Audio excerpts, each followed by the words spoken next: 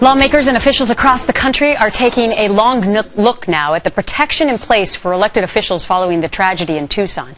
But one congressman has a plan that takes it to a whole new level, making it now a federal crime for someone to use language perceived as a threat by a member of Congress. Here to explain is that Congressman Robert Brady. Good morning to you, sir. Good morning to you. So obviously this tragedy that happened on Saturday has raised a lot of questions about the safety of other members of Congress. And you now are going to introduce this legislation that will make it a similar kind of crime as it is to threaten the president, right? Yes. What it does, it extends Title Code 18 of the United States Code that says that puts us in the same category that you can't put a crosshair on us or on our districts or a bullseye on our districts. And that's what you can't do it to the President of the United States, and we're saying you can't do it to us. It doesn't extend the protection. We can never do that. It'd be much too expensive for that to happen.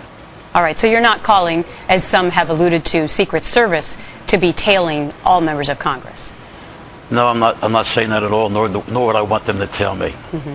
So are you saying that some of the voicemails that we heard during the health care debate that were left for members of Congress, are you saying that some of those would have fallen under your legislation? No, it's up for the Supreme Court to decide that. What I'm saying is you can't put a bullseye. You can't put a cross-eye on a website on us. You know, when somebody designed this website, they had to be sitting around the table and somebody had to say, well, what would happen if a member of Congress would get shot? And I'm sure somebody said, don't worry about it. What I'm telling them, worry about it. It's going to be a criminal offense if you do it. So I think we have examples from both sides of the fence of where that happened.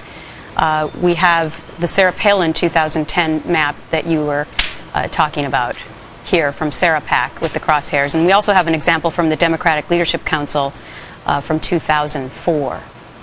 So it appears that it was bipartisan. I mean, I don't know how you want to describe that. No, yeah, it's bipartisan. You know, it's absolutely bipartisan. Nobody can do it. We need to protect, and again, I want to protect our Congress people in a way that they can't put a crosshair on us. They can't put a bullseye on us. No matter who does it. This is not, you know, whoever does it, it's going to be illegal to do that. So some people will ask this question, Congressman Brady, today about whether or not this will infringe on free speech. And how would you respond to that? You know what? Down the road, I don't want to be here again. I don't want to be having an interview again with all of you and worrying about what went through somebody's crazy, demented mind, what made him not do something. All I'm telling you is that we don't want to be there again. I don't want to be happy talking about this again. And I totally understand. It's not infringing against anybody's right. All I'm telling you, you can say all you want. I get hollered at all the time. You could do that.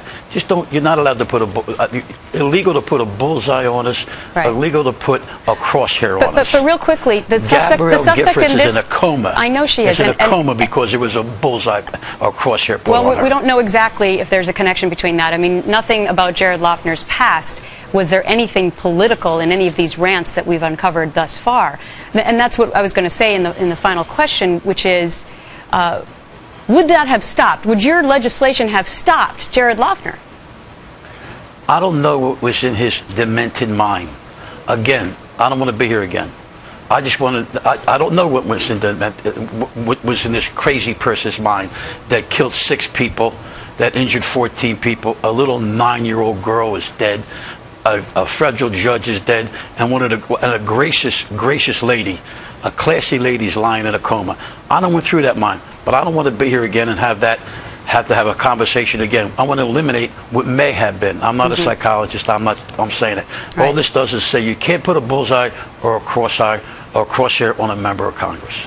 I totally understand your emotions. Congressman Robert Brady from Pennsylvania, thank you for sharing your thoughts today. Thank you. Appreciate it. Thank you.